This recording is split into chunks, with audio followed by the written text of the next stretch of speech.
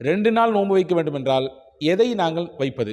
9ஐ தேர்வு செய்வதா அல்லது 11ஐ தேர்வு செய்வதா? அஸ்ஸலாமு அலைக்கும் வரஹ்மத்துல்லாஹி வபரகாத்துஹு. அன்புக்குரிய சகோதர சகோதரிகளே, புனிதமான முஹர்ரம் மாதத்தினுடைய ஆஷூராவுடைய தினத்தை நெருங்கியிருக்கிறோம். நாம் உலகெங்கிலும் வாழக்கூடிய முஸ்லீம்கள் இந்த முஹர்ரம் மாதத்திலே, குறிப்பாக ஆஷூராவுடைய தினத்திலே நோன்பிருந்து அல்லாஹ்விடத்திலே துவா செய்து இதனுடைய நாளினுடைய சிறப்புகளை எல்லாம் அடைவதற்கு தயாராகி கொண்டிருக்கக்கூடிய இந்த நாள். நிறைய மக்களுக்கு சந்தேகம் உண்டு, ஒரு நாள் நோன்பு வைத்தால் போதுமா, இல்லை என்றால் 2 நாட்கள் நோன்பு வைக்க வேண்டுமா? 2 நாள் நோன்பு வைக்க வேண்டும் என்றால் எதை நாங்கள் வைப்பது? 9ஐ தேர்வு செய்வதா அல்லது 11ஐ தேர்வு செய்வதா? 9, 10 வைக்கட்டுமா அல்லது 10, 11 வைக்கட்டுமா என்று சிலர் கேட்பதை பார்க்கிறோம். முதல்ல அடிப்படையில் ஒன்று புரிஞ்சுக்குங்க. இந்த காணொளியில் நான் முழுமையாக இதனுடைய விவரத்தை சொல்ல போகிறேன். கடைசி வரை இதை முழுமையாக பாருங்கள். சிறந்த நற்பலன் உங்களுக்கு இதன் மூலம் கிடைக்கும் என்று நான் நம்புகிறேன். அன்புக்குரிய சகோதர சகோதரிகளே, நபிகள் நாயகம் ரசூலுல்லாஹி ஸல்லல்லாஹு அலைஹி வஸல்லம் மக்காவில் இருந்த காலத்திலும் ஆஷூராவுடைய நோன்பை, முஹர்ரத்தினுடைய 10வது நாள் நோன்பை வைத்தார்கள். மதினாவிற்கு வந்ததற்கு பிறகும் வைத்தார்கள். மதினாவுக்கு வந்த சமயத்தில் தான் யூதர்களை சில பேர் பார்த்தார்கள். இந்த முஹர்ரம் மாதத்தில் அவங்களும் 10வது நாள் நோன்பு இருந்தாங்க. அப்போ தான் கேட்குறாங்க ஸல்லல்லாஹு அலைஹி வஸல்லம், என்ன நீங்கள் நோன்பு இருக்கீங்க, என்ன காரணம்? அதான் மக்கள் சொன்னது, மூசா அலைஹிஸ்ஸலாமை இந்த நாள் தான் அல்லாஹ் பாதுகாத்தான் ஃபிரௌனிடத்திலிருந்து, அதற்கு நன்றி செய்யும் பொருட்டு நாங்கள் வைக்கிறோம் அப்படின்னாங்க. இப்போ ஸல்லல்லாஹு அலைஹி வஸல்லம் முதல்ல ஒரு விஷயத்தை சொன்னாங்க சஹாபாக்கள்கிட்ட, நாம் மூசா அலைஹிஸ்ஸலாமுக்கு இவங்களை விட ரொம்ப நெருக்கமானவங்க, இவர்களை விட நாம் மூசா நபிக்கு ரொம்ப நெருக்கமானவர்கள். எனவே அடுத்த ஆண்டு நாமும் நோன்பு இருப்போம். ஆனால் ஹாலிஃபு அல் யஹூத, யூதர்களுக்கு நீங்கள் மாற்றம் செய்யுங்கள். அவங்க 10வது நாள் மட்டும் வைக்கிறாங்களா, நீங்கள் அதுக்கு மாற்றமாக 10வது நாளோடு சேர்த்து ஒரு நாள் வைக்கணும் அப்படின்னு ரசூலுல்லாஹ் சொன்னாங்க. இப்போ இந்த ஹதீஸினுடைய முக்கிய செய்தி என்னவென்றால், அவர்களை போன்று நாம் இருக்கக்கூடாது. நம்முடைய செயலில் கொஞ்சம் அவர்களை விட்டு வித்தியாசம் தெரிய வேண்டும். எனவே தான் ஹதீதுகளில் வந்திருக்கிறது, நீங்கள் ஒரு காலமும் யூதர்களுக்கோ நசாராக்களுக்கோ நீங்கள் ஒப்பாகி விடாதீர்கள். அவங்கள மாதிரி நீங்கள் இருக்கணும்னு விருப்பப்பட வேண்டாம். உங்களுக்குன்னு ஒரு வழிமுறை இருக்குது, உங்களுக்குன்னு ஒரு வழிகாட்டுதல் இருக்குது, வான்முறை இருக்கிறது. நான் வல்ல அல்லாஹ்விடத்திலிருந்து இறை தூதர் அனுப்பப்பட்டிருக்கிறார்கள். அவங்க சொல்கிற மாதிரி அந்த வான்முறையும் வல்லல் நபியும் காட்டிய வழியிலே நாம் நிலைத்திருப்பதற்கு முயற்சிப்போம் என்பதை நபிகள் கற்றுத்தந்தார்கள். எனவே தான் ஹதீஸில் வந்திருக்குது, தாடி வளர்ப்பது தான் நம்முடைய வழக்கம், வழிமுறை. மீசையை கத்தரிப்பது தான் நம்முடைய வழக்கம். ஆனால் இதுக்கு நேர் ஆப்போசிட்டாக நீங்கள் நடக்கக்கூடாது. அது வேறு யாரோடைய நடைமுறை. மீசையை பெருசாக வளர்த்துக்கிட்டு தாடியை ஃபுல்லாக கத்திரிச்சுக்கிட்டு அல்லது மொத்தமாக மடித்து கொண்டிருப்பது அது நம்முடைய வழக்கம் அல்ல, அது வேறு சிலருடைய பழக்கம். அதற்கு நாம் மாற்றம் செய்ய வேண்டும் என்று பெருமானார் ஸல்லல்லாஹு அலைஹி வஸல்லம் சொல்லியிருக்கிறார்கள். ஆக இந்த சமுதாயத்திற்கென்று, முஸ்லிம் சமூகத்திற்கென்று முஹம்மது நபி ஸல்லல்லாஹு அலைஹி வஸல்லம் காட்டி தந்த முன்மாதிரியான வாழ்க்கை இருக்கிறது. வழிகாட்டி நூலாக அல் குர்ஆன் இருக்கிறது. அதற்கு விளக்க உரையாக அருமை நாயகம் ஸல்லல்லாஹு அலைஹி வஸல்லமுடைய வாழ்க்கை இருக்கிறது, ஹதீஸ்கள் இருக்கிறது. அதுதான் நமக்கு வாழ்வியல் வழிகாட்டி. இப்போ இந்த புரிதலோடு இந்த விஷயத்திற்குள்ளே நாம் வருவோம்.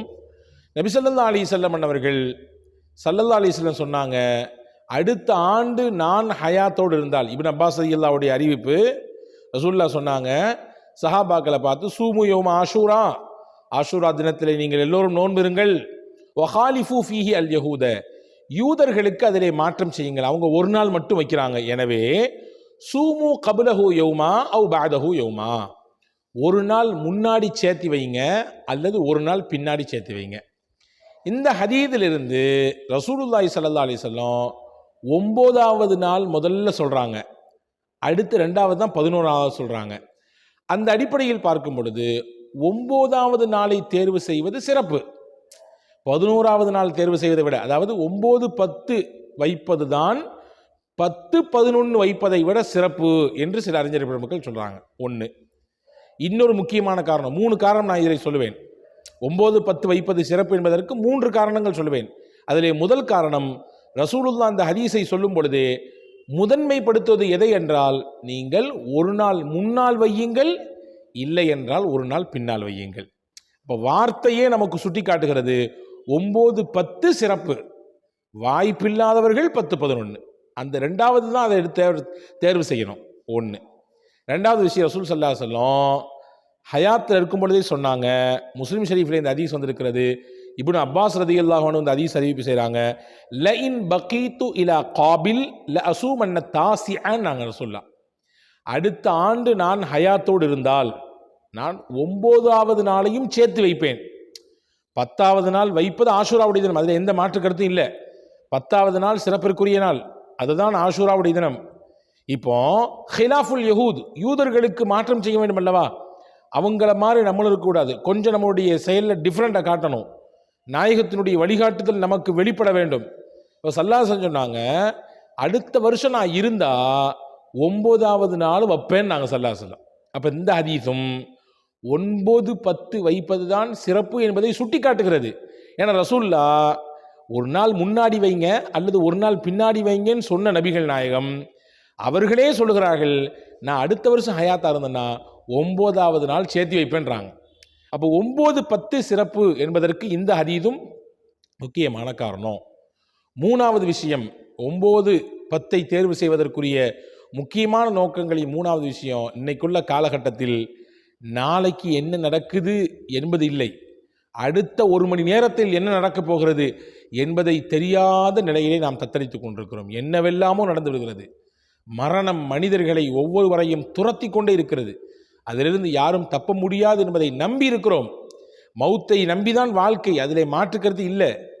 எல்லாத்துக்கும் மரணம் வரதான் போகுது. ஆனால் ஒரு நாள் பிந்துவதை விட ஒரு நாள் நாம் முந்திவிட்டால் இதனுடைய மொத்த பலனையும் பெற்றுக்கொள்ளலாமே. வச்சுக்கங்களேன், 9வது நாள் நோன்பு வச்சுட்டோம், 10வது நாள் நோன்பு வச்சுட்டோம், பூர்த்தியாகிவிட்டது, முடிந்து விட்டது. 11வது நாள் சேர்த்து வைக்கிறது அடுத்த நாள் தானே. அந்த அடுத்த நாளைக்குள்ள எதுவும் நடக்காமல்ல, அந்த 11வது நாள் வருவதற்குள்ளால் எதுவும் நடக்காமல்லவா. அதனாலே 9ஐ தேர்வு செய்து 10ஓடு அதை இணைத்துக் கொள்வது என்பது சிறப்பு என்று அறிஞர்கள் சொல்கிறார்கள். அப்போ 11வது நாள் சேர்க்கவே கூடாதா அப்படின்னு நீங்கள் கேட்கறத பார்க்கறது எனக்கு தெரியுது. வைக்கலாம். யாருக்கென்றால் 9வது நாள் நோன்பை வைப்பதற்கு நெருக்கடியான சில சூழல் அல்லது ஏதோ சில தேவைகள் அவரை நெருக்கியது, ரொம்ப வேற வழியே இல்லை, அந்த நாள் நோன்பு வைக்க முடியாதுன்ற சூழல். அப்படி இருக்கும் பட்சத்திலே அப்படி இருக்கக்கூடிய நபர்கள் 9வது நாளை விட்டுவிட்டு 10ஐயும் 11ஐயும் வைத்துக் கொள்ளலாம். வாய்ப்பு உள்ளவர்கள் 9வது நாளை தேர்வு செய்து 9லும் 10லும் வைப்பதுதான் சிறந்தது என்று அறிஞர்கள் சொல்லித் தருகிறார்கள். எனவே இந்த காணொளியின் வழியாக உங்களுக்கு தெரிந்திருக்கும், புரிந்திருப்பீர்கள். 9, 10 என்ற இந்த 2 நாட்கள் மிக உன்னதமான நாட்கள். 10, 11ஐ தேர்வு செய்வதை விட 9வது நாளையும் முஹர்ரம் மாதத்தினுடைய 9வது நாளையும் 10வது நாளையும் தேர்வு செய்வது சிறப்பு என்பதை நீங்கள் கவனத்தில் கொள்ளுங்கள். எல்லா வருடமும் இதுதான். இந்த 2 நாளுக்குரிய மிகச்சிறந்த சிறப்புகளை முழுமையாக பெற்றுக்கொள்வதற்கு நீங்களும் நானும் எல்லா மக்களும் முயற்சிப்போமாக. வல்ல அல்லாஹ் துணை செய்யட்டும். வஸ்ஸலாம். அஸ்ஸலாமு அலைக்கும்.